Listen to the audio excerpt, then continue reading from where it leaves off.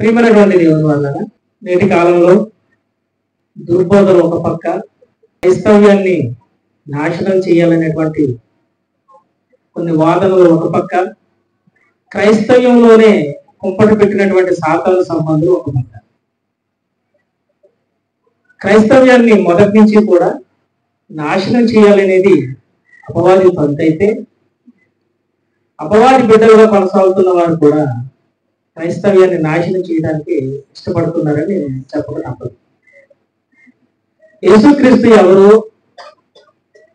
ఆయన కుమారుడిగా ఎందుకు పిలువబడ్డాడు, మనిషి కుమారుడిగా ఆయనే ఎందుకు సంబోధించుకున్నాడో వాక్యం యొక్క భావాలను సరిగా అర్థం చేసుకునేటటువంటి పురాణ మేధావులు సంఘాలను స్థాపించి, సంస్థలను స్థాపించి ఇవాళ చాలా విరివిగా వాడబడుతూ ఉన్నాయి. యేసుక్రీస్తుని దేవునిగా ప్రకటించినటువంటి ఏ బోధనైనా మన గృహాల్లోనికి, మనలోనికి రప్పించుకుంటే అది చాలా ప్రమాదమని మరి ఒకసారి నేను చెప్తున్నాను.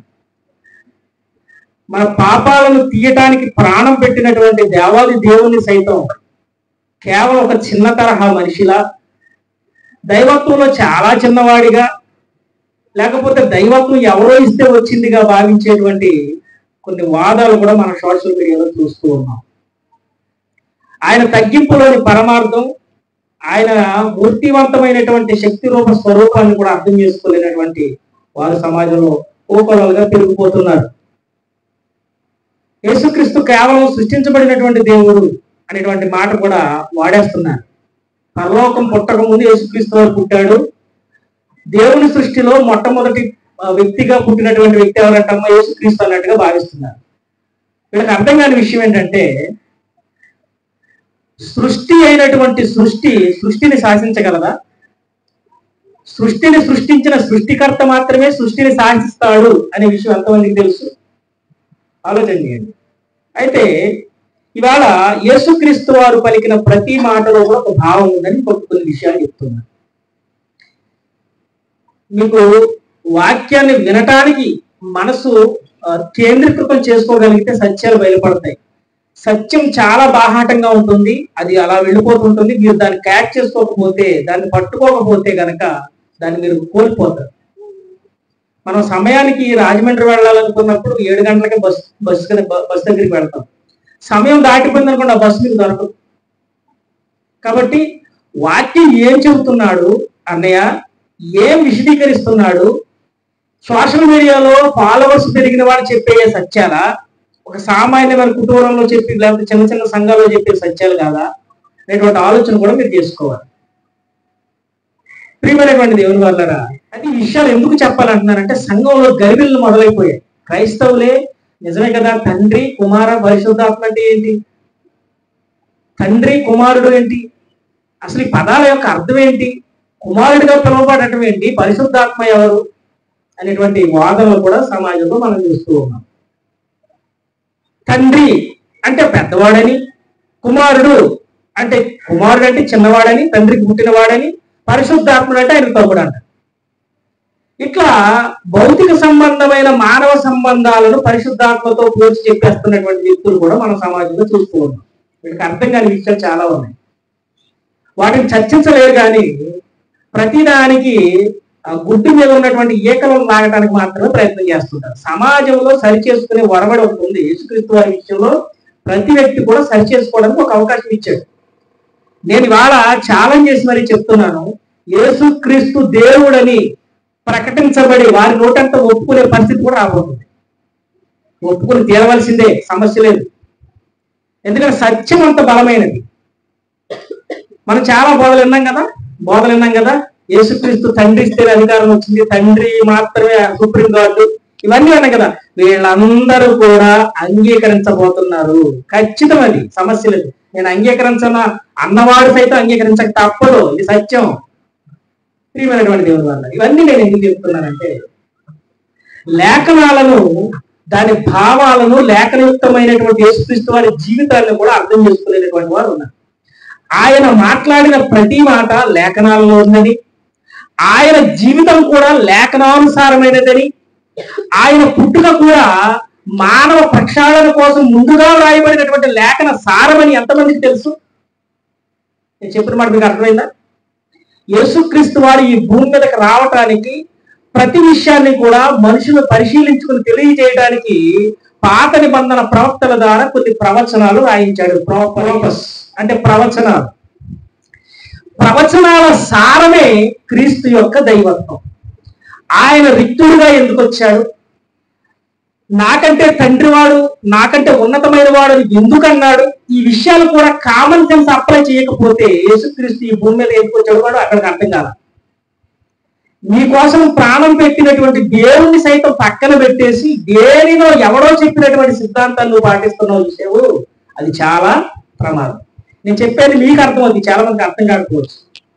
అయితే ప్రియమైనటువంటి దేవుని వాళ్ళరా, వివాహం చేసుకుంటానని ఒక స్త్రీతో వాగ్దానం చేసిన వాడు వివాహం చేసుకుంటాక ఆ వ్యక్తి వెళ్తాడా, వేరొక వ్యక్తి నా పేరకెళ్ళి నువ్వు వివాహం చేసుకుంటాడా?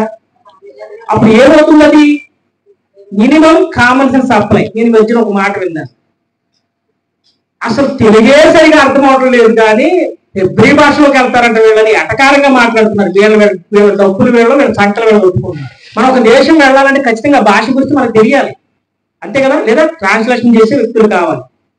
అబ్బాయి తెలుగు మాత్రమే తెలుగు బైబిల్లో ఉన్నది మాత్రమే చాలంటే దాని మూలార్థాలు వద్దంటే అవసరం ఇది సరిపోద్దంట. అంటే నువ్వు ఎక్కడ కొంచెం కింద పెట్టినటువంటి దీపంలో ఆలోచిస్తున్నావు, చాలా పొరపాటు. ప్రతి అక్షరము ఒక దిక్సూచి, ప్రతి అక్షరము దైవమాలిక, ప్రతి అక్షరము దేవుని స్వరూప ప్రణాళికని మనం తెలుసుకోవాలి. ఇవాళ నేను ఒక విషయం చెప్పాలని ఆశపడుతున్నా. ప్రోపసీ అంటే ప్రవచనాలు. ప్రవచనాల యొక్క ముఖ్య ఉద్దేశం ఏమిటి అని దేవుడిని అడగలమా? ఆది నుంచి కూడా మనుషులకు ఏమిస్తూ వచ్చాడు దేవుడు? ప్రవచనాలు ఇస్తూనే వచ్చాడు, లేఖనాలు ఇస్తూనే వచ్చాడు. అందుకే ఒక మాట అంటాడు, మనుషుడు ఊహ వలన కలిగింది కాదు లేఖనం, ఎవరి వలన కలిగింది? దైవ ప్రేరితం వలన కలిగినది అని బైబిల్ చెప్తుంది. జాగ్రత్తగా వినాలి సుమా. యేసుక్రీస్తు వారు ఈ భూమి మీదకి రావడానికి ప్రతి లేఖనము తోడ్పడుతుంది. లేఖనానుసారంగానే ఆయన ప్రకటించాడు, ప్రవర్తించాడు, చనిపోయాడు, లేచాడు. ఆయన తగ్గింపు జీవితంలో ప్రతి మాట కూడా తండ్రి అని సంబోధించడం కూడా లేఖనానుసారమైనదే అని సంగతి ఎంతమంది గుర్తించారు? ఇవాళ మీరు ఆలోచిస్తారు. ప్రియమైనటువంటి దేవుని వాళ్ళ, లేఖనాలు లేదా ప్రవచనాలు ఎందుకు ఇవ్వబడ్డాయంటే ప్రజలను అప్రమత్తం చేయటానికి. ఎవడ పడితే వాడు బోధ చేసేస్తున్నాడు ఇవాళ, ఇంక్లూడింగ్ నేను కూడా అనుకోండి. ఎవడు పడితే వాడు స్వస్థతలని చెప్తున్నాడు, ఎవడు పడితే వాడు భాషలని శబరమ బరకబరక అంటున్నాడు, ఎవడు పడితే వాడు ఇష్టం వచ్చినట్టు మాట్లాడేస్తున్నాడు.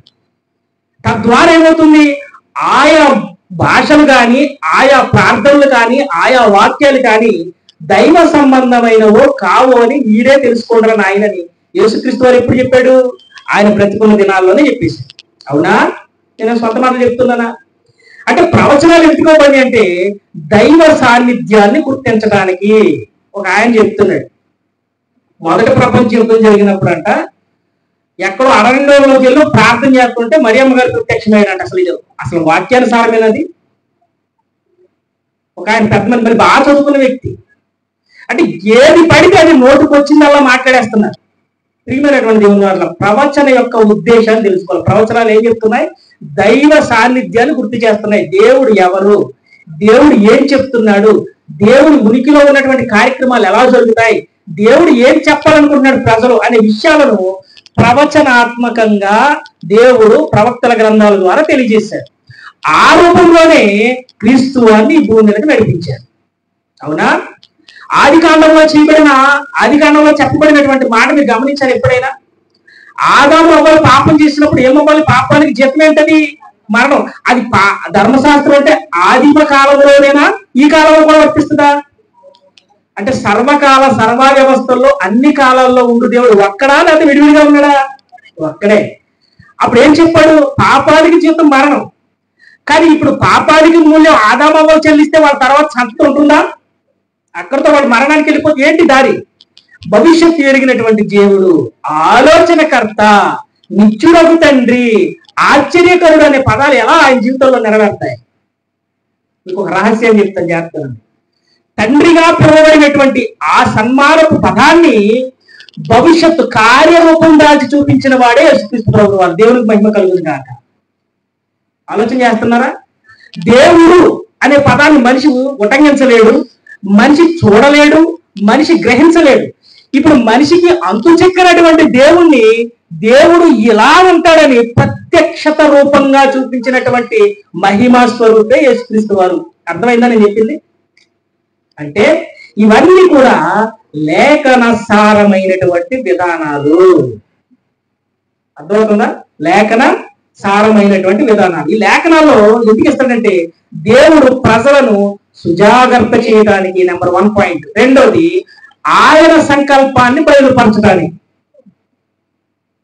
ఆదాము అవ్వలు తప్పు చేసిన తర్వాత వాళ్ళకి తెలిసిన జ్ఞానం ఏం చేశారంటే ఆకులను కట్టడలు కట్టుకున్నారు. ఆకులు ఆగుతాయా? ఎండ తగిలేసరికి ఏమవుతుంది? ఆకులు ఎండిపోతాయి, రాలిపోతాయి. మనిషి జ్ఞానం అంతవరకే. అర్థమైందా నేను చెప్పేది? ఆదాము మితిమీరిన జ్ఞానం వచ్చేసింది అనుకున్నారు. వచ్చేసినందుకు ఏం చేశారు? ఆ పండు తినదినాన్న అరే మనం ఇలాగా వస్త్రహీనులుగా ఉన్నాం, వస్త్రాలు కావాలని అనుకుని వాళ్ళని వస్త్రాలు తయారు చేశారా? వాళ్ళ జ్ఞానం ఏమైందంటే ఆకులను కచ్చడలు చేసుకునే పరిస్థితికి వచ్చేసింది. అంటే కప్పుకోవడానికి ఏం వాడాలో కూడా తెలియనటువంటి జ్ఞానం. అంటే ఆ జ్ఞానం వ్యర్థమైనది అది దేవుడు అప్పుడే చెప్పేసింది. అందుకు వీళ్ళు చేసినటువంటి పాపానికి మూల్యంగా అక్కడే ఒక బలి జరిగింది. ఆ బలి జరగటం వలన ఆ బలిలో చిందించినటువంటి ఆ గొర్రె చర్మం లేదా ఆ జంతు చర్మం వాళ్ళకు వస్త్రముగా కప్పబడింది. ఇది సత్యం. ఇప్పుడు ఆదాము అవ్వల గర్భంలో ఉన్నటువంటి సంతతికి కూడా వస్త్రం కప్పబడాలి, నీతి వస్త్రం కప్పబడాలి, రక్షణ వస్త్రం కప్పబడాలి, పరిశుద్ధాత్మను వస్త్రం కప్పబడాలి. అంటే ఎవరివ్వాలి? ఇవన్నీ కూడా ఆలోచన చేయవలసినటువంటి క్రైస్తవ్యం కొట్టుమిట్లాడుతుంది తప్ప లేఖనాల్లో ఉన్న సారాన్ని అర్థం చేసుకోవట్లేదు. అందుకే యేసుక్రీస్తు వారు అంటున్నాడు, ఏమంటున్నాడో దయచేసి మీ మనసు పెట్టి చూడండి. యోహాను సువార్త 5:39. ప్రతి వాడు లేఖనాలు ఎత్తి మేము లేఖనాలు పరిశోధించేస్తూ ఉంటాం తప్ప లేఖనాల్లో ఉన్న విషయాలు అర్థం చేసుకోవట్లేదు. యోహాను సువార్త 5:39 యేసుక్రీస్తు వారే ఏమని సాక్ష్యం ఇస్తున్నాడు దయచేసి చదవండి. అమ్మ జాగ్రత్తగా చదవాలి. లేఖనములయందు ఎవరికమ్మా? ఎవరికి నిత్యజీవం? ఆయనకా మీకా? బాగా చదవాలి మళ్ళీ. లేఖనములయందు మీకు నిత్య జీవము కలదని తలంచుచు వాటిని పరిశోధించుచున్నారు. అవే నన్ను గురించి సాక్ష్యం ఇస్తున్నాయి. మీరు ఏ గ్రంథం అయితే చదివి దేవుణ్ణి అన్వేషిస్తున్నారో, మీరు నిత్య జీవం కావాలని ఏ బైబిల్ బైబిల్ ముద్దెట్టేసుకుని పవిత్ర గ్రంథం అని ప్రకటించేసి ముద్దెట్టేసుకుని నెత్తి మీద పెట్టేసుకుని చెప్పేస్తున్నారో, ఆ లేఖనాలన్నీ ఎవరి గురించి సాక్ష్యం ఇస్తున్నాయంట? ఎవరు చెప్తున్నారు ఈ మాట? యోహాను సువార్తలో మాట్లాడుతున్న వ్యక్తి ఎవరమ్మా? మత్తయి సువార్త, మార్కు సువార్త, లూకా సువార్త, యోహాను సువార్త, ఈ 4 సువార్తలు ఎవరు మాట్లాడారు? యేసుక్రీస్తు వారు చెప్తున్నాడు. మీరు ఏ జ్ఞానం కోసం అన్వేషిస్తూ ఏ లేఖనాలను అయితే మీరు చదువుతున్నారో ఆ లేఖనాలన్నీ కూడా ఎవరి గురించి సాక్ష్యం ఇస్తున్నాయంట?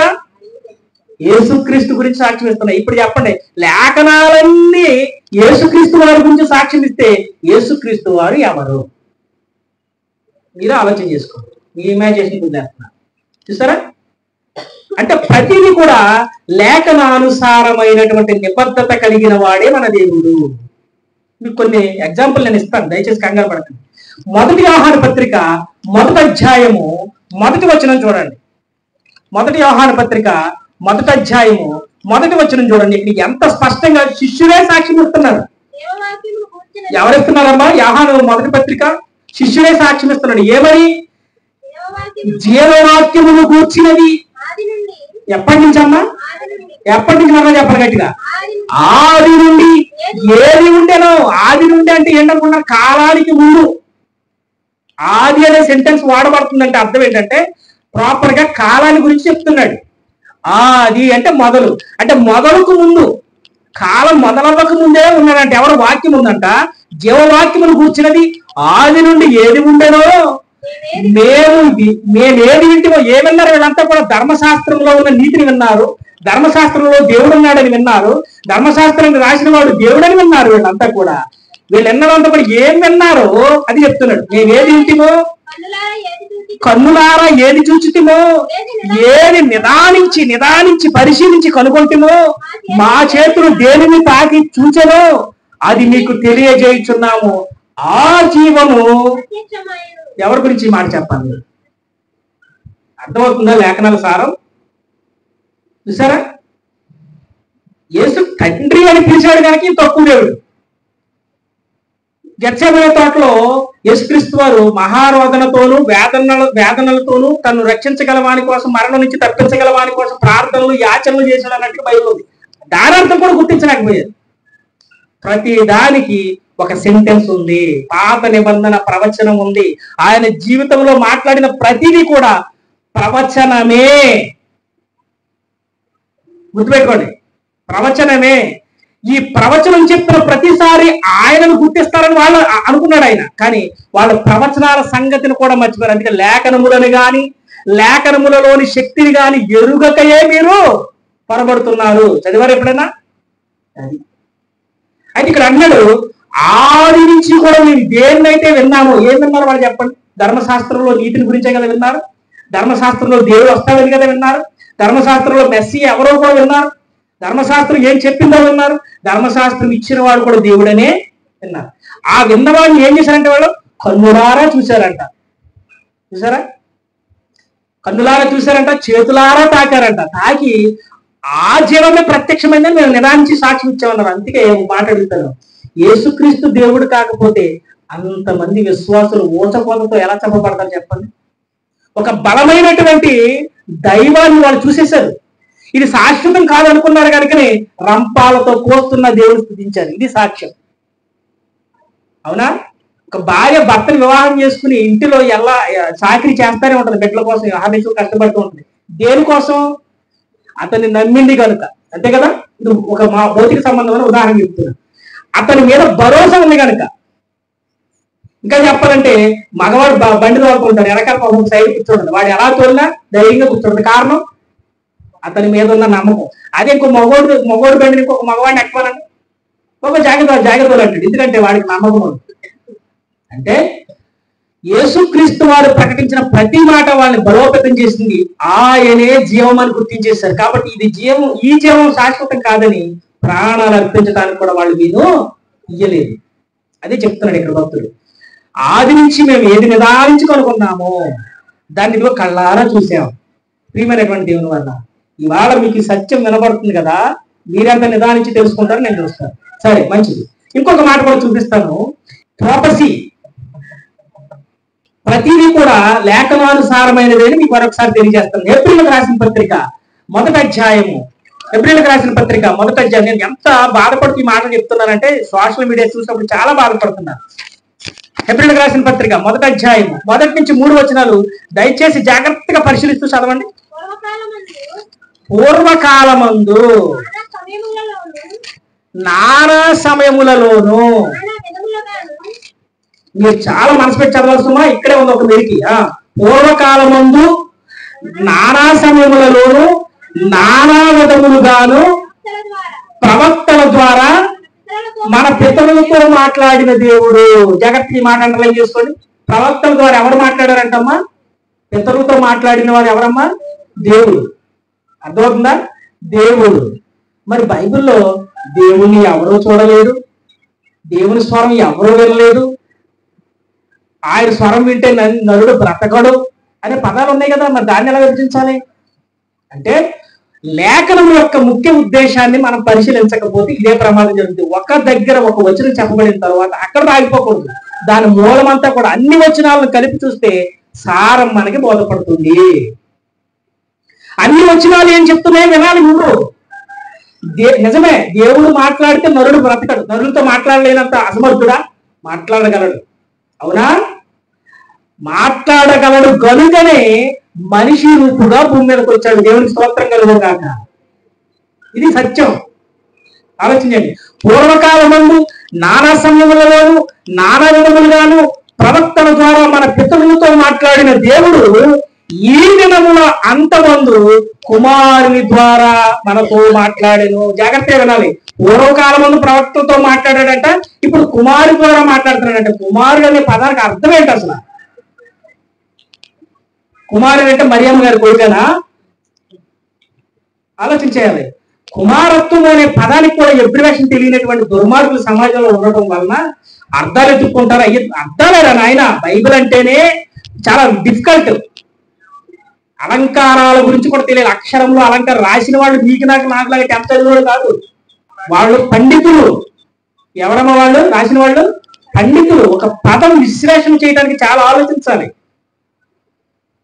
ఆలోచన చేయండి ప్రియా దేవుని సంగమా. ఏమంటే ఇక్కడ ఏమంటాడు? నానా విధంగా మాట్లాడాడు, తర్వాత తన కుమారుని ద్వారా మాట్లాడాను. అంటే ఏమంటాడు? ఆయన ఆ కుమారుని సమస్తమునకు వారసునిగా నియమించాను, ఆయన ద్వారా ప్రపంచంలో నిర్మించాను. ఎందుకు ఈ మాట చెప్తున్నాడు పౌలు గారు?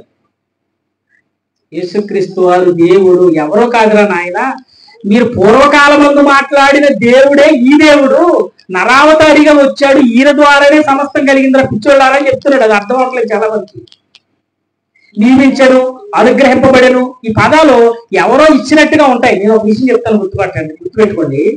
యేసుక్రీస్తు వారు తగ్గించుకుని వచ్చాడా, తగ్గింపు లేకుండా వచ్చాడా? తగ్గించుకుని వచ్చినటువంటి వ్యక్తి ఏం చేయాలి? తగ్గించుకునే మాట్లాడాలి. ఇప్పుడు నాకుంది అని అనగలడా అనలేడా? ఇయ్యబడను అనే పదాలు వాడుతున్నాడంటే లేఖన సారము అది నెరవేరాలి.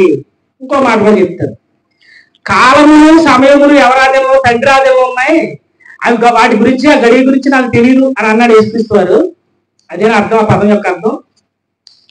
మీకు ప్రతి లేఖనాన్ని విశదీకరించి చూపడానికి నేను ఇష్టపడ్డాను. మత్తయి సువార్త 24వ అధ్యాయము, మత్తయి సువార్త 24వ అధ్యాయం 30వ వచనం. ఎవరు మాట్లాడుతున్నారు? ఈ మాట చెప్పాలా? ఈయన కదా మనిషి కుమారుడు. ప్రత్యేకించి మనిషి కుమారుని అని సంబోధిస్తున్నాడంటే మానవ రూపిలో ఉన్న దేవుడు కనుకనే తన రూపాన్ని ప్రత్యక్షపరుస్తున్నాడు. దేవుడికి మహిమ కలుగును గాక. ఆయన మనిషిగా ఉండి కూడా నేను మనిషిని కాదురా నాయన, మనుష్య కుమారుడు అని తన గురించి వివరంగా చెప్తున్నాడు. నేనే ఆయన అంటలేదు, మనుష్య కుమారుడు అనే దేహాన్ని గురించి మాట్లాడుతున్నాడు ఆయన. మనుష్య కుమారుడు, మనుష్య కుమారుని సూచక మనుష్య కుమారుని సూచక ఆకాశమందు కనబడును. అప్పుడు మనుష్య కుమారుడు ప్రభావముతోను మహామహిమతోను ఆకాశ మేఘారూఢుడై వచ్చుడు చూచేది. ఇదేంటి? యేసుక్రీస్తు వారు అక్కడే ఉన్నాడు కదా, ప్రత్యేకించి పేరు వేరేగా ఉటంకిస్తే ఎందుకు చెప్తున్నాడు? చూసారా? మనిషి కుమారుడు మహాప్రభావంతో రాబోతున్నాడు అంటే అప్పుడు మీరు అందరూ రొమ్ములు కొట్టుకుంటారు రా నాయన అని చెప్తున్నాడు. అంటే ఇండైరెక్ట్ గా ఏం చెప్తున్నాడు ఆయన? మనిషి కుమారుడు అనే పదం ఎక్కడ వాడబడింది? లేఖనాలలో వాడబడింది. ఎక్కడున్నాయి ఆ లేఖనాలు? అవన్నీ నేను ఇప్పుడు చూపిస్తాను. మనిషి కుమారుడు కానీ, దేవుని కుమారుడు అనబడి అని కానీ, యెహోవా దూత అని కానీ, మెస్సియా అని కానీ, విన్నారా? గొర్రెల ద్వారం అని కానీ, కాపరి అని కానీ, కొన్ని వందల పేర్లు ఆయనకు ఉన్నాయి. ఇది గమనించినటువంటి క్రైస్తవ్యం యేసుక్రీస్తు వారి చిన్న దేవుడు అనేటువంటి పదాలు వాడేస్తున్నారు. నిజమే, మంచిది. చూద్దాం ఒకసారి. ఇప్పుడు యేసుక్రీస్తు వారు మనిషి కుమారుడిగా వచ్చాడు కదా, నేనేరా నాయన అని చెప్పకుండా మనుష్య కుమారుడు అని ఎవరో ఒక వేరే వ్యక్తిని ముటంగిస్తూ చెప్తున్నట్టుగా ఆకాశ మేఘారూఢుడేస్తాడు, మీరు రొమ్ము కొట్టుకుంటారని ఎందుకు అంటున్నాడు? అంటే ఆయన మనుష్య కుమారుడు కాదు, ఆయనే దేవుడని. మనుష్య కుమారుడు అనే పాత్ర ఎందుకు వహించాడంటే మానవుల పాపము తీయటానికి. మీకు పస్కా బలి గురించి తెలిస్తే, పస్కా బలిలో ఏ విధానమైతే అమలు పరచబడిందో ఆ విధానం సర్వ మానవాళి కోసం క్రీస్తులో అమలుపరచబడింది. ఇది సత్యం. తెలుస్తుంది, ఇవన్నీ తెలిస్తే చూద్దాం. కీర్తన గ్రంథం 40వ అధ్యాయం 6-8 వచనాలు చూడండి. కీర్తన గ్రంథం 40వ అధ్యాయము 6-8 వచనాలు చూడండి. అమ్మా, బలులైనను నైవేద్యములైనను నీవు కోరుటలేదు. ఏంటమ్మా ఏం నిర్మించాడు? నీవు నాకు చెవులను నిర్మించి ఉన్నావు, దహన బలులనైనను పాప పరిహారార్థ బలులైనను నీవు తెమ్మనలేదు. అప్పుడు పుస్తకపు చుట్టాలలో నన్ను గూర్చి వ్రాయబడిన ప్రకారం నేను వచ్చి ఉన్నాను. ఎప్పుడు రాయబడింది మాట? యేసుక్రీస్తు వారు శిలువను ఎక్కక ముందు రాయబడిన మాట. ఈ మాట ఎక్కడ చెప్తున్నాడు చూపిస్తాను మీకు అవన్నీ కూడా తర్వాత. నా దేవా, నీ చిత్తము నెరవేర్చుటలో నాకు సంతోషము, నీ ధర్మశాస్త్రము నా ఆంతర్యములో ఉంచు. ఇక్కడ చిత్తము, నీ చిత్తము అంటే చూసారా? చిత్తము అంటే రాయబడిన దాని ప్రకారం నడవటమే. యేసుక్రీస్తు వారు అంటారు, నా తండ్రి చిత్త ప్రకారమే నేను చేయడానికి వచ్చాను, కానీ నా ఇష్టాన్ని నెరవేర్చుకోవడానికి నేను రాలేదు అని అన్నాడు. అవునా? అక్కడ ఏం అర్థం చేసుకోవాలి మనం అంటే, ఆయనకు లోబడిపోయాడు, చిత్తం అంటున్నాడు కాబట్టి ఆయన తప్ప వేరే మార్గం తెలియదు అని అర్థం. చిత్తము అంటే క్యారెక్టర్. ఒక మాట రాయబడిన దానికి కట్టుబడి ఉన్నాను, నేను ఏ నిర్ణయం తీసుకోను, ఏమి రాయబడి ఉందో దాని ప్రకారమే నడుస్తాను, సొంత నిర్ణయాలు నేను చేయను. ఎందుకు అంటున్నాడు ఆ మాట అంటే, మనిషి దేవుని చిత్తాన్ని అతిక్రమించాడు కనుక ఆ చిత్తాన్ని మనిషి రూపంలో నెరవేరుస్తూ బలి అవ్వాలి కనుక. అర్థంగానే చెప్పింది. దేవుని చిత్తాన్ని నేను అనుసరిస్తున్నానంటే ఆ చిత్తాన్ని దాటితే ఏమవుతుంది? ఆజ్ఞాతిక్రమం అవుతుంది. ఆజ్ఞాతిక్రమం ఏమిటి? మరి చిత్తాన్ని నెరవేర్చడానికి ఆదమవులు చిత్తాన్ని ఏం చేశారు? పాడు చేశారు. ఇప్పుడు దేవుని చిత్తాన్ని నేను నెరవేర్చడానికి వచ్చాను అని అనకపోతే ఆయన చిత్తాన్ని ఆయన చేయలేకపోతున్నాడు కాబట్టి ఆయన చిన్న దేవుడు, ఆయన అంతటా అంతటి నేను ఏమీ చేయలేను, తండ్రి చిత్త ప్రకారమే నేను చేస్తానన్నాడు కనుక వీరికి ఏమీ తెలియదు అనేటువంటి వాదనలు వింటున్నారు కదా. ఆయన చిత్తాన్ని పరిధి దాటిస్తే అది ఆజ్ఞాతిక్రమం. అవునా? ఇప్పుడు చిత్తాన్ని దాటాలా, చిత్తాన్ని నెరవేర్చాలా? అది క్యారెక్టర్, క్రీస్తు వారి క్యారెక్టర్. అందుకే ఆయనకి నీతి అనే పేరు కూడా ఉంది, తెలుసా? చిత్తము చెప్పిన ఒడంబడిక ప్రకారం నడుస్తున్నాడు. అందుకే ఇక్కడ ఏమంటున్నాడు? నా దేవా, నీ చిత్తము నెరవేర్చుట నాకు సంతోషం. ఎందుకే దేవుని చిత్తమైన ఈయన చిత్తమైన ఒకటి. ఏంటో చెప్తాం? మనుషులందరినీ కూడా రక్షించటం. ఆ చిత్తాన్ని నెరవేర్చడానికి తండ్రి చిత్తము అనే పదాన్ని ఆయన వాడితే వీళ్ళేమంటున్నారు? తండ్రి ఆజ్ఞలు ఏంటే కానీ పక్క కూడా జరగలేదు, ఈయన దేవుడు ఎలా అవుతాడు అంటున్నారు. చూసారా? నేను అన్ని చూపిస్తాను ప్రతిదానికి. కాబట్టి తండ్రి చిత్తం నెరవేర్చడం అంటే ఆయన ఇచ్చిన ఆజ్ఞలలో మనుషులు నడవలేకపోతున్నారు కనుక, ధర్మశాస్త్రానికి సమాప్తిగా మారాలి కనుక, పాపానికి మొదటి బిడ్డగా ఉన్నవాడు బలం వాళ్ళు కనుక మనందరి నిమిత్తం ఆయన చిత్తంలో నడిచాడు. ఇది వాక్యంలోని భావం. ఇక్కడ గొడుపోతుల కొమ్ముల నుంచి తన ప్రాణాన్ని రక్షించమని అడుగుతున్నాడంటే ఆర్తనాదపు కేక ఎవరయ్యాలి? దేవాలను కాపాడని ఎవరు అడగాలి? నువ్వు నేను అడగాలి. మరి నీ కోసం మధ్యవర్తిగా, సమాధానకర్తగా, దిక్సూచిగా నీ పాపాలను ఆయన భుజం మీద వేసుకుంటే మరి నా దేవాన్ని అడగకపోతే ఏమని అడుగుతాడు? తెలుస్తుందా ఈ గుడ్డి వాళ్ళకి? ఈ గుడ్డి బోధకునికి లేఖనాల పరిశోధన లేదు. ఏం పరిశోధన అంటామా? ఆలోచన చేసుకోలేదు క్రైస్తవ్యం. ప్రియ దేవుని సంఘం, ఏమండి? ప్రతి విషయం లేఖనమే, ప్రతి విషయం లేఖనమే. చూడండి, తండ్రి చిత్తాన్ని చేయటం. కీర్తన గ్రంథం 46 చిత్తం అన్న చూడండి. ఎక్కడ యోహాను సువార్త 4:34. యోహాను సువార్త 4:34. యేసు వారిని చూచి, అది చూసారా?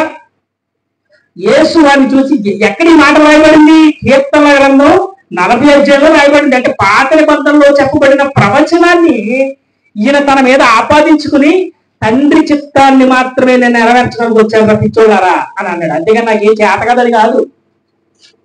అర్థమవుతుందా? అది చేతగడి వాడా? ఆలోచన చేయాలి. అంటే లేఖనములు ఎవరిని గురించి సాక్ష్యం ఇస్తున్నాయంటమ్మా? ఆయనను గురించి సాక్ష్యం ఇస్తున్నాయి. ఆయన అనే పదం చాలా ఇంపార్టెంట్, గుర్తుపెట్టుకోండి. ఆయన అనే పదం చాలా బలమైనటువంటి శబ్దం. ఆయన అనే పదం క్రీస్తు వారికి చాలా సార్లు ఉపయోగించబడింది. ఆయన ఎవరో కాదు, ఆయనే తండ్రి, ఆయనే పరిశుద్ధాత్మ, ఆయనే కుమారుడు. దైవత్వంలో ఇందాక పాడింది కదా పుష్ప, ఎలోహిం. దైవత్వంలో 3 వ్యక్తిత్వాలుగా కనబడుతున్నటువంటి ఒక దేవుడే. దయచేసి గమనించుకోండి. ప్రణాళికాబద్ధముగా జరగాలి కనుక తండ్రి చిత్తం అన్నాడు. ఏమన్నాడమ్మా? అంతా నా తండ్రికి. ఏమన్నాడు? మరి చదువు యోహాను సువార్త 4:34. యేసు వారిని చూచి, నన్ను పంపిన వాణి. మరి పంపించాడు కదా తండ్రి గొప్పవాడు అని అంటే మళ్ళీ దానికి చూపిస్తాను. ద్వితీయోపదేశకాండం 18:18. ఇది కూడా పంపబడతానని కూడా ముందే రాయబడింది. ద్వితీయోపదేశకాండం 18:18. వారు సహోదరులలో నుండి నీ వంటి ప్రవక్తను వారి వరకు పుట్టించదను, అతని నోట. అది ఇది ఏ ప్రవచనం చెప్పండి? సహోదరులలో అంటే మనుషులలో. ఏ సహోదరులు? మోషే, ఏలియా, ఇర్మియా, ఎజ్రా, నేహెమియా ఇలాంటి ప్రవక్తలు ఉన్నారు కదా. ఇలాంటి ప్రవక్తలు లాంటి ఒక ప్రవక్తను నేను పుట్టిస్తాను అని అంటాడు. ఎందుకు? ఎవరు మాట్లాడుతుంది? ఇందాక బైబిల్లో మాట చూపించాను. యేసుక్రీస్తు వారే మనిషి కుమారుడై ఉండి మనిషి కుమారుడు మహిమతో వస్తాడు, అప్పుడు మీరు రొమ్ము కొట్టుకుంటారని చదివించారంటే నేనే వస్తానని ఎందుకు చెప్పట్లేదు ఆయన. దానిలో ఉన్న భావాన్ని, మర్మయుక్తమైనటువంటి భావాన్ని మనం తెలుసుకోవాలి. ఇప్పుడు ద్వితీయోపదేశకాండం 18:18 ఉంది, ప్రవక్తల్లో నీ వంటి ప్రవక్తలు, యేసుక్రీస్తు వారి ప్రవక్త అనే పేరుందా? ప్రవక్త అనే పేరుంది, రక్షకుడు అనే పేరుంది, యాజకుడు అనే పేరుంది, మెల్కిసెదెకు అనే పేరుంది. అవునా? ఇవన్నీ కూడా లేఖనాలలో ప్రత్యక్షపరచబడిన ప్రతి విషయం కూడా క్రీస్తు వారి మీద అప్లై అయ్యింది. అందువలన ఆయన దైవ కుమారుడిగా కనబడ్డాడు. ఏప్రిల్కి రాసిన పత్రిక 10వ అధ్యాయము 5 నుంచి 10 వచనాలు చూడండి. ఏప్రిల్కి రాసిన పత్రిక 5వ అధ్యాయము 5 నుంచి 10వ అధ్యాయము 5 నుంచి 10 వచనాలు చదువు తల్లి. ఆయన ఈ లోకమందు ప్రవేశించినప్పుడు, ఈ లోకమందు ఏం చేస్తున్నాడంటే ఆయన అంటే ఎవరో? దేవుడు. ఆయన అంటే ఎవరో? యేసుక్రీస్తు. ఆయన ఈ లోకమందు ప్రవేశించినప్పుడు ఇలాగ చెప్తున్నాడు, ఏమని? బలియు అర్పణలు నీవు కోరలేదు గాని నాకొక శరీరమును అమర్చితివి, పూర్ణ హోమములను పాప పరిహారార్థ బలులను నీకు ఇష్టమైనవి కావు. అప్పుడు నేను గ్రంథపు చుట్టలో నన్ను గూర్చి వ్రాయబడిన ప్రకారము దేవాది చిత్తము నెరవేర్చుటకు ఇదిగో నేను వచ్చి ఉన్నానంటిని. ఎవరి గురించి మాట్లాడుతుంది చెప్పాలా? గ్రంథపు చుట్టలలో పూర్వకాలం ఆది నుంచి కూడా ఏ దేవుడైతే మాట్లాడాడో ఆ దేవుడే ఈ కాలంలో కుమారుడితో మాట్లాడుతున్నాడు అన్న. ఎలా అర్థం చేసుకోవాలి దీన్ని? ఇది అర్థం అవ్వాలంటే నువ్వు నేను చావాలి, సరిగ్గా చస్తే అప్పుడు విషయం మొత్తం అర్థమవుతుంది. ఇంకా బైబిల్ అర్థమవుతలేదు కదా మనకి. ఎందుకు అర్థం అవట్లేదు? ఒక సీరియల్ అర్థమవుద్ది, ఒక సినిమా పాట అర్థమవుద్ది, ఒక రీల్ అర్థమవుద్ది, కానీ వాక్యం ఎందుకు అర్థం అవట్లేదు అంటే వాక్యం మీద నువ్వు మైండ్ పెట్టడం లేదు. వాక్యం నీకు అర్థం అవటం లేదని అంటున్నావంటే నువ్వు వాక్యంలో లేవని అర్థం. నేను ఓపెన్ గా చెప్తున్నాను, మీకు ఆలోచన చేయండి. అంటే లేఖనానుసారమైన ప్రతి ప్రవచనాన్ని తన మీద అప్లై చేసుకున్నాడు కనుక ప్రతి విషయంలో కూడా ఆయన ఎలా ఉన్నాడు? తగ్గి ఉన్నాడు. చూడండి, యెషయా గ్రంథము 42వ అధ్యాయము, యెషయా గ్రంథము 42వ అధ్యాయము 2వ వచనం. ఎవరమ్మా? ఎవరు కేకలు వేయడు? మీరు చెప్పాలి నాకు. అతడు కేకలు వేయడు, అరవడు. అయ్యో బాబు, చూసారా? ఇది ప్రవచనం. ఆయన కొడుతున్నప్పుడు ఆయన అరిచాడా? బాబో నన్ను విడిపించండి అని అరిచాడా? ఎంత దిగమింగుకున్నాడు ఆలోచించండి. ధర్మశాస్త్రాన్ని నెరవేర్చినటువంటి బ్రతుకులు మనుషులకు కనుక మనుషులకు ప్రత్యక్ష రూపంగా, మనుషుల యొక్క ఎవరిదాన్ని భరోసా వ్యక్తిగా, షూరిటీ వ్యక్తిగా ఆయన వచ్చి ఇవన్నీ నెరవేరుస్తుంటే మనం ఇస్తున్నటువంటి నామకరణం ఏంటో తెలుసా? ఈయన కంటే ఇంకో గొప్పవాడు ఉన్నాడు, ఈయన చాలా తక్కువవాడు. జాగ్రత్త. యేసు ప్రభువుని దేవుడుగా అంగీకరించని ఏ బోధ విన్నా కూడా మీరు ఏమైపోతారు తెలుసా? పాతాళానికే పోతారు. ఎందుకో చెప్పరా? ఆయన చెప్పాడు, నేనే మార్గము, నేనే సత్యము, నేనే జీవము, ఆయన తప్ప వేరొక అది అసలు విషయం. ఆలోచిస్తాను. ఇక్కడ ఏమంటున్నాడు? అతడు కేకలు వేయడు, అరవడు, తన కంఠస్వరము వీధులలో వినబడనీయడు, నలిగిన రెల్లును అతడు విరువడు, మకమకలాడుచున్న జనుపనార వృత్తిని ఆర్పడు, అతడు సత్యమును అనుసరించి న్యాయమును కనపరుచును. దేవునికి స్తోత్రం కలుగును గాక.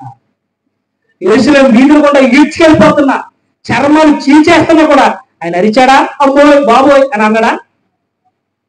మౌనంగా గొర్రె బొచ్చుని కత్తిరిస్తూ ఉంటాడు. కత్తిరించేవాడు వచ్చి ఏం చేస్తాడు? గొర్రె సైలెంట్ గా ఉంటది. చంపుతున్నా కూడా అలాగా ఓర్చుకున్నాడంటే కారణం ఏంటో చెప్పనా? ఇదిగో దీనికి రక్షణ, ప్రవచనాల రక్షణ జరగాలి, ప్రవచనాల సిద్ధాంతం నెరవేరాలి. ప్రతి మనిషి జీవితంలో భరోసాగా ఆయన వచ్చాడు. మీకు పస్కా బలిలో ఉన్నటువంటి విషయాలు తెలిస్తే మిగతా విషయాలన్నీ బైబిల్ అంతా కూడా మీకు అర్థమైపోతుంది.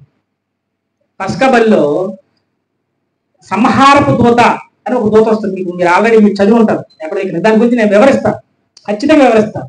సంహారపు దూత ఇశ్రాయేలు జనాంగాన్ని దాటించడానికి, ఫరో సామ్రాజ్యం మీద దాడి చేయడానికి దేవుడు పంపిస్తాడు. సంహారపు దూత అంటే అర్థం చెప్పిన మరణం. చెప్తున్నారు, మరణం, భౌతిక సంబంధమైన మరణాల గురించి మాట్లాడుతున్నారు. ఇప్పుడు భౌతిక సంబంధమైన మరణాన్ని తప్పించబడాలి, మీరు రక్షించబడాలి అని అంటే కుటుంబం అంతా కలిసి ఒక గొర్రె పిల్లని ఎంచుకోండి అని పస్కా బలిలో రాయబడింది. ఇప్పుడు ప్రజలందరి నిమిత్తం తండ్రిగా ఉన్నటువంటి దేవుడు ఒక ఆయన ఉన్నారు. ఆయన ఒక బలి పశువుని ఎంచుకోవాలి. ఇప్పుడు కుటుంబం అంతా వాళ్ళు ఏం చేశారు, అక్కడ ఆ బబులోను ప్రాంతంలో లేకపోతే ఆ ఫరో సామ్రాజ్యంలో ఉన్న వ్యక్తులందరూ కూడా ఒక గొర్రెని తెచ్చుకుని, ఒక మేకను తెచ్చుకుని, వీళ్ళ కుటుంబం అంతా దాని మీద చేతులు ఉంచి వాళ్ళ పాపాలని సప్లై చేసి దాన్ని చంపి ఆ రక్తాన్ని గడప కమ్ముల మీద పూసేవారు. అర్థమవుతుందా? ఇప్పుడు వీళ్ళందరూ కూడా ఈ ఒక కుటుంబం ఒక గొర్రెని తీసుకోవటం, దాన్ని చంపటం, దాన్ని రక్తం దారబంధం మీద రాయటం, దాని మాంసాన్ని వాళ్ళు తినేయటం, ఇది జరిగేది. ఇప్పుడు ఆ బలిలో గొర్రె పిల్లగా వచ్చిన వాడే యేసుక్రీస్తు. దేవునికి స్తోత్రం కలిగిందాక. ఎంచుకున్న తండ్రి అయిన దేవుడు. బలి అవ్వడానికి వచ్చిన వాడు దైవత్వంలో రెండో వ్యక్తి యేసుక్రీస్తు వాడు. బలైపోయాడు. ఆయన రక్తానికి సాదృశ్యంగా ఉన్న రొట్టెను ద్రాక్షారసాన్ని ఎప్పటికీ తింటున్నామా? గుర్తుపెట్టుకోండి.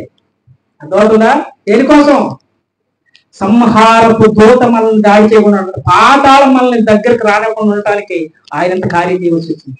ప్రతిదీ కూడా ప్రణాళికాబద్ధమైనది, లేఖనానుసారమైనది. ఇది కూడా మీకు వచ్చేవారం వివరిస్తాను. ప్రియమైనటువంటి దేవుని వాళ్ళ ఆలోచన చేస్తున్నారా?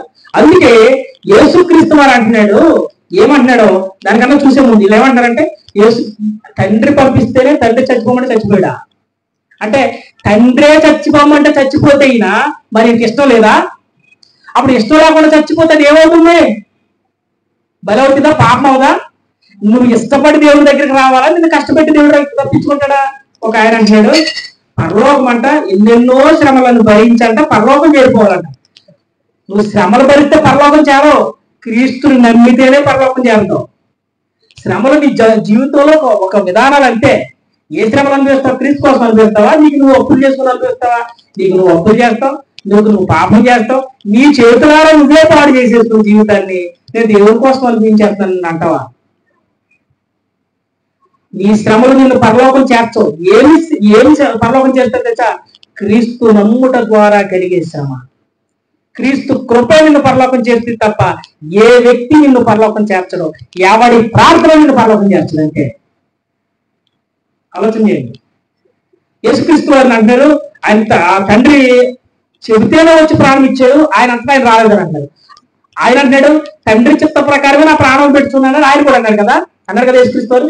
ఎందుకు అన్నాడు? అది కూడా చూడాలి కదా మనం. వచ్చిన ఎక్కడ ఉంది చూద్దాం. యెషయా గ్రంథం 53వ అధ్యాయం 3:12. 53:12. కావున గొప్ప వారితో నేను అతనికి పాలు పంచిపెట్టెదను, గరులతో కలిసి అతడు కొల్ల సొమ్ము విభాగించుకొనును. ఏలయనగా మరణము నొందునట్లు అతడు తన ప్రాణమును ధారపోసాడు. ఎవరంట? ఇది లేఖనం. ఇప్పుడు యేసుక్రీస్తు వారు ప్రాణాన్ని ధారపోసారా? నేను చెప్పేది వచ్చి ఇచ్చాడా ప్రాణం?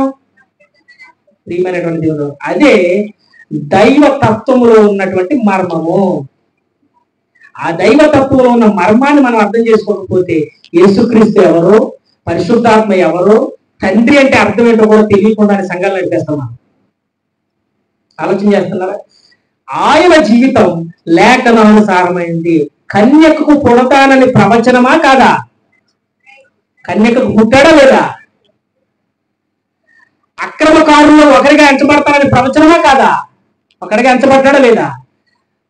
పల్లెపు పోటుతో పోలుస్తారనేది ప్రవచనమా కాదా?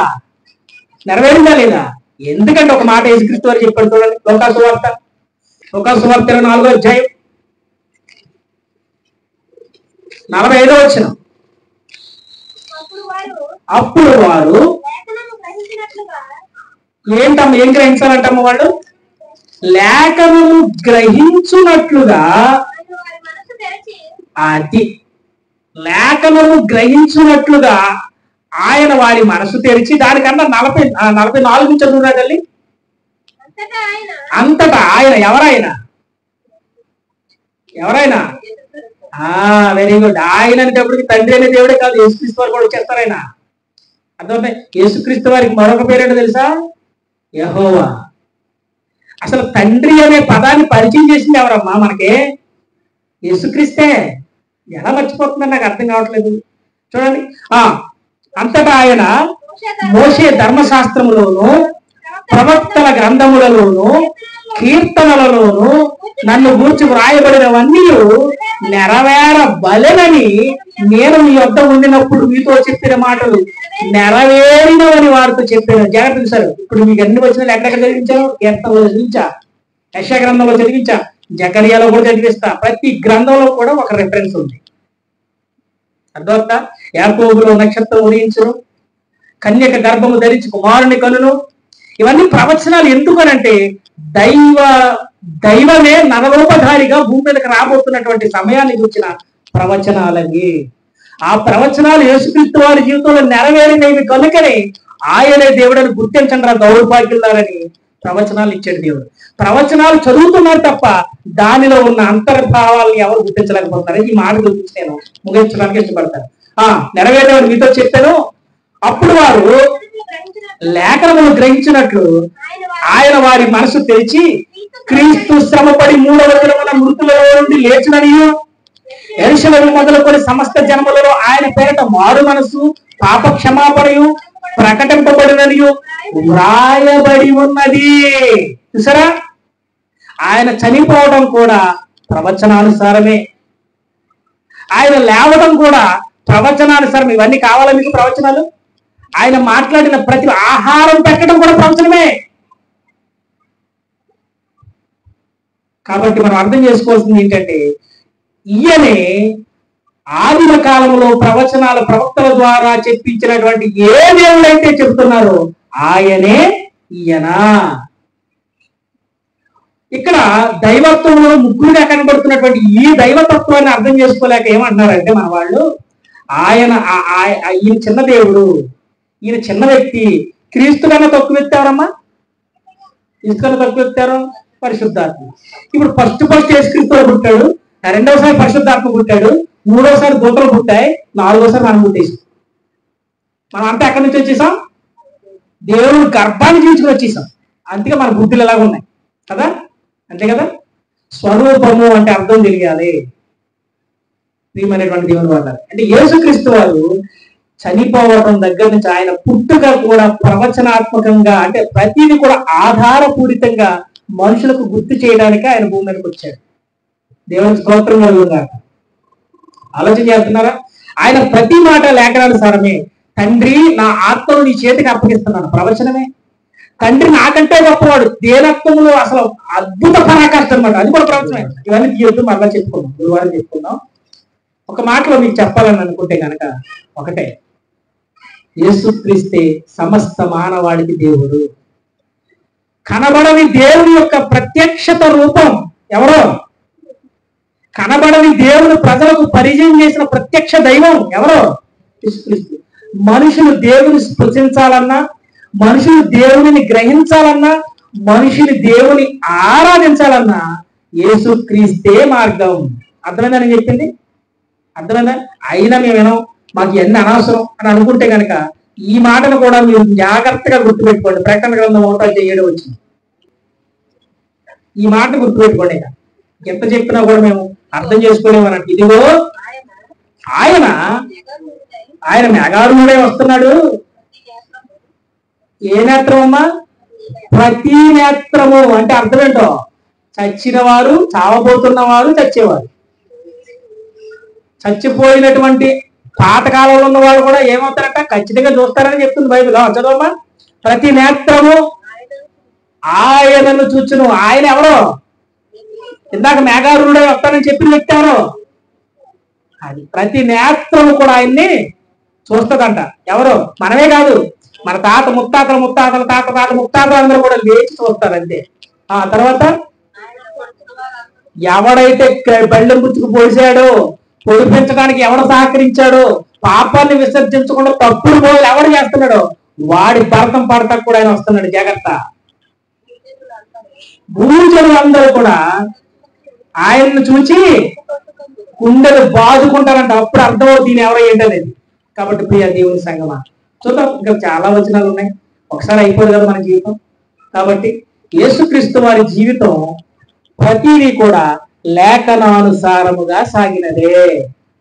ఆయన మాట్లాడిన ప్రతి దీనత్వపు మాట, ఆయన కన్నీళ్లతో ప్రార్థన చేసిన ప్రతి వచనము కూడా మనుషుల యొక్క స్థితిగతులను ఆయన మీద వేసుకుని మన తరపున విజ్ఞాపన చేసినవే. ఇవన్నీ ఎక్కడ రాయబడినంటే లేఖనాలు, పరిశుద్ధత ప్రవచనాలలో రాయబడిన ప్రతి విషయాన్ని కూడా క్రీస్తు వారు తన మీద అప్లై చేసుకుని మనకు మోక్షాన్ని ఇచ్చాడు. విషయం అర్థమైందా, అర్థం అవ్వలేదా అని చెప్పడం కారణం. రైట్, అర్థమైంది కదా, మంచిది.